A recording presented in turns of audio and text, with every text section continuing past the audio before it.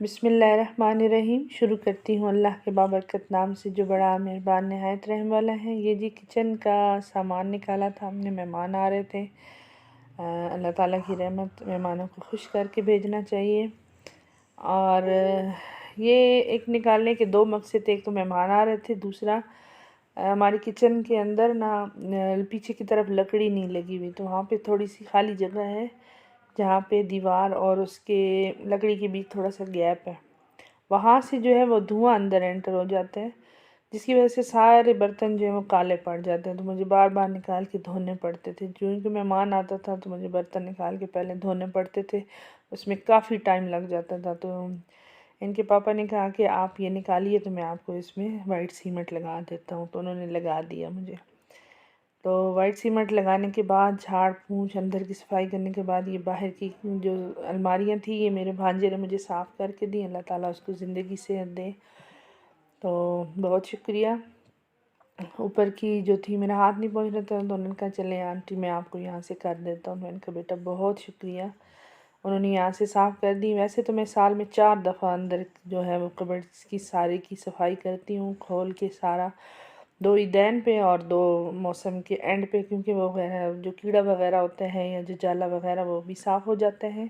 और यहाँ पे टाइलों पे मैंने सारा सर्फ़ लगा के, साबुन लगा के, स्टील वूल से मैंने उसको अच्छे से रगड़ा था और फिर कपड़े से साफ़ कर लिया था, पानी से धोया भी था मैंने। तो ये अच्छे से किचन तो हमारा ऊपर नीचे से सारा साफ़ हो गया था, क्योंकि इतनी गर्द होती है ऊपर की तरफ। जो इसका छत होता है अलमारियों का वो बिल्कुल काला पड़ जाता है। ये चूल्हा भी गंदा हो रहा था, मैंने कहा इसको एंड पे साफ़ करूँगी, सबसे एंड पे। तो अभी मैं इसको साफ़ करने ही जा रही हूँ, और इसको कैसे साफ़ करती हूँ वो भी मैं आपको बता देती हूँ। इसका कोई ख़ास तरीका नहीं है। तो ये चूल्हा साफ़ हो चुका है, इसका कोई रेमेडी कुछ नहीं है। बस जिससे आप बर्तन धोते हैं, लिक्विड है, ग्रीन साबुन है, जो भी है आप उसको लगाएं। साथ स्टील वूल जो तार जिससे हम बर्तन धोते हैं वो हल्के हल्के आप उस पर रब करें, तो वो उससे जितने भी दाग वगैरह होते हैं वो साफ़ हो जाते हैं। फिर उसमें आप गीला कपड़ा लगाती हूँ फिर मैं, और फिर साथ ही सूखा कपड़ा लगा देती हूँ। तो ये देखिए बिल्कुल चमक गया, साफ़ सुथरा हो गया। तो ये तो रोज़ की सफाई में आता है। चूल्हा है, ओवन है, पीछे की टाइल्स हैं, सामने की जो अलमारियाँ हैं, और काउंटर है। नीचे वाली अलमारियों का सामने फ्रंट जो है वो सारा तकरीबन रोज़ जो है वो साफ़ होता है। तो लेकिन ये जो अंदर की सारी सफाई होती है ये काफ़ी मुश्किल हो जाती है। 4-5 घंटे लगे थे मुझे सिर्फ बर्तन साफ़ करने में। और फिर अलमारियाँ साफ़ की, फिर सारा सीमेंट वगैरह लगाया। उसके बाद जो है वो सूखा, तो फिर सुबह हमने जो है उसमें तमाम बर्तन जोड़ दिए थे। ये इस तरह से मैंने ओवन भी साफ़ किया था, सारा साफ़ करके उसके ऊपर मैंने इस तरह से ये छोटा सा टुकड़ा रखा हुआ है। मैट कह लें आप इसको, कुछ भी कह लें, प्लास्टिक का है ये। तो इससे ये होता है कि इसके ऊपर चूँकि हम 2-4 चीज़ें रखते हैं तो वो इस तरह घसीटते हैं तो सारा उसका कलर ख़राब हो जाता है। तो इस तरह से ये साफ़ करके इसके ऊपर मैंने ये रख दिया है। और ये कुछ चीज़ें मैंने रखी हुई हैं अंदर ऊपर की अलमारी में। जैम की खाली बोतलें होती हैं, इसमें मैं कोई हर्ब्स वगैरह रख लेती हूँ जो आम तौर पर यूज़ नहीं होती हैं, कभी कभी यूज़ होती हैं। तो जैसे कि अजवाइन है, सौंफ है, ब्लैक कॉफ़ी है। ये देखिए ये ब्लैक कॉफ़ी है, तो कभी कभी यूज़ होती है। कहवा है, और सोडा होता है, तो वो उनमें मैं या डाल के रख देती हूँ। इनकी इनकी भी मैं साफ़ कर दिया था कपड़े से। ये मेरे पास एक पड़ा हुआ था गुलदस्ते का स्टैंड सा कह लें। इसके जो फूल थे वो सारे ख़राब हो गए थे, तो ये मैंने संभाल के रखा हुआ था। तो मैंने इनके पापा को कहा कि मुझे इन पर लाइट्स लगा दे। ये छोटी लाइट्स ये बहुत खूबसूरत लगती हैं अगर आप इनको सही करके अरेंज करके लगाएं। ये इस तरह की थी, तो ये इन्होंने मुझे लगा के दी। बस अच्छी लग रही थी। तो ये बहुत सारी हमने घर में रखी हुई है। मेरा दिल था कि एक और है, वो बड़ी ही खूबसूरत है, थोड़ी सी बड़ी है और वो बहुत ज़्यादा कलरफुल है, बहुत खूबसूरत है। वो थोड़ी पड़ रही थी, वो उस पर लग नहीं रही थी। तो फिर ये छोटी वाली हमने लगा दी इनके ऊपर, और ये भी अच्छी लग रही थी।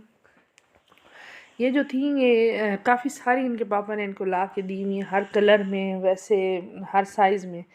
ये जब बर्थडे वगैरह होती है या एनिवर्सरी वगैरह, तो ये ख़ुद से सारा अरेंज करती हैं ये ड्राइंग रूम में। तो बाकी गुब्बारा वगैरह लगाती हैं तो ये बहुत खूबसूरत लगती हैं। तो ये मैंने लगवाई थी, ये ऐसी लग रही थी। तो ये मेरे पास एक प्लास्टिक की प्लेट पड़ी हुई थी जिसको मैंने कई बार फेंकने की कोशिश की लेकिन नहीं फेंक सकी। तो ये देखें ये काम आ गई। इसके ऊपर मैंने स्प्रे किया और ये देखें कितनी ये खूबसूरत लग रही है। इसको मैंने सेंटर टेबल के सेंटर में रखा तो ये बहुत खूबसूरत लग रही है। तो इस तरह से स्प्रे करके रात को हमने रख दी थी और फिर सुबह हमने इसको अरेंज कर दिया था, सेंटर टेबल में रखा, बहुत खूबसूरत लग रही थी। तो इन चीज़ों को फेंका ना करें, रख दिया करें। कभी आइडिया आता है तो फिर इंसान जो है उनको DIY कर लेता है। तो क्योंकि ये मेहमानों का आमद थी, मेहमान आने वाले थे, तो इस तरह से ये तमाम सब्ज़ी आई थी। तो मैंने और मेरी बेटी ने मिल के हमने सब्ज़ी बनाई थी बैठ के। तमाम सब्ज़ी हमने काट के छील के रख ली थी। उसके बाद फिर कुकिंग जो है वो इजी हो जाती है। तो बहुत कुछ हमने बनाया था, मेहमान बहुत खुश गए थे और अल्लाह ताला ने काफ़ी बरकत डाली थी। तो इस तरह से हमने तमाम की जो चीज़ें वो तैयार की थी। क्या तैयार की थी ये आगे चल के मैं आपको दिखाती हूँ। ये चिकन लाए थे हम बोनलेस। ये काफ़ी सारा यूज़ हुआ था। चिकन चावलों में भी गया था, पुलाव बनाया था, सूप में भी गया था, मैकरोनी में भी गया था। तो काफ़ी सारा बोनलेस जो है वो हम लाए थे। तो ये मेरी बेटी जो है छोटी वाली हेल्प कर रही है कटिंग में, मामा मैं काटूँगी। तो ये जो है चिकन पुलाव बनाया था हमने। इसमें काफ़ी सारा हमने जो चिकन के छोटे छोटे क्यूब्स डाले थे और ये बहुत बहुत बहुत मज़े का पुलाव बना था। सबसे ज़्यादा पुलाव की तारीफ़ हुई थी। और ये किचन काफ़ी गंदा और मैसी हो रहा था क्योंकि बहुत ज़्यादा काम था और ये चिकन वगैरह काट के सब्जियां रखी हुई थी और साथ साथ जो है वो मैं चीज़ें बना रही थी। साथ ही मैंने सूप बना लिया था। ये सूप के छोटे छोटे क्यूब्स जो हैं पहले मैंने उबाले, फिर उनको निकाल के इस तरह से मैश करके फिर मैं दोबारा इसको बना रही हूँ। तो इंशाल्लाह इनकी सब की रेसिपीज़ मैं आपको दूँगी क्योंकि टाइम नहीं था और बहुत शॉर्ट टाइम था और शॉर्ट टाइम में मुझे बहुत सारी डिशेस बनानी थी। तो ये आलू गोश्त बना रही थी मैं साथ साथ में, ये मैं कुकर में ही बनाती हूँ। तो ये साथ सूप बनना था और टाइम कम था और मुकाबला बहुत सख्त था। ये सूप तैयार हो चुका था। अच्छा, इसमें मैंने सीजनिंग बिल्कुल नहीं की थी। जब वो आए थे उसके बाद मैंने इसको गर्म किया था, फिर मैं इसमें सीजनिंग डाली थी सारी। जो कुछ भी इसमें मैंने ऐड किया था सोया सॉस वगैरह वो सब मैंने उस वक्त ऐड करके तो सर्व किया था गरम गरम। तो ये मैंने गुलाब जामुन का शीरा बना रही हूँ। गुलाब जामुन मैंने बनाए थे, ये पुलाव बनाया था। ये पुलाव का पानी तैयार करके रख दिए थे। जब वो आए थे तो फिर मैंने इसमें चावल ऐड कर दिए थे और साथ ही मैंने आलू गोश्त तैयार कर लिया था उनके आने से पहले। तमाम चीज़ें तैयार हो चुकी थी, मैकरोनी, गुलाब जामुन, सब सूप वगैरह।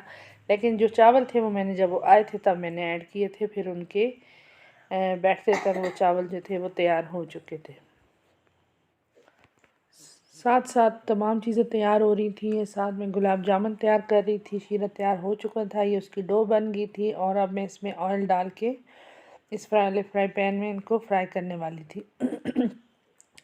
तो मेहमानों को बहुत अच्छा लगा, बहुत ज़बरदस्त चीज़ें बन गई थी। सैलेड और चटनी थी, मुझे बहुत अच्छा लगा। उम्मीद है आपको भी अच्छा लगा होगा। चैनल सब्सक्राइब करना है, लाइक करना है, शेयर करना है और दुआ में याद रखना है। अल्लाह हाफिज़।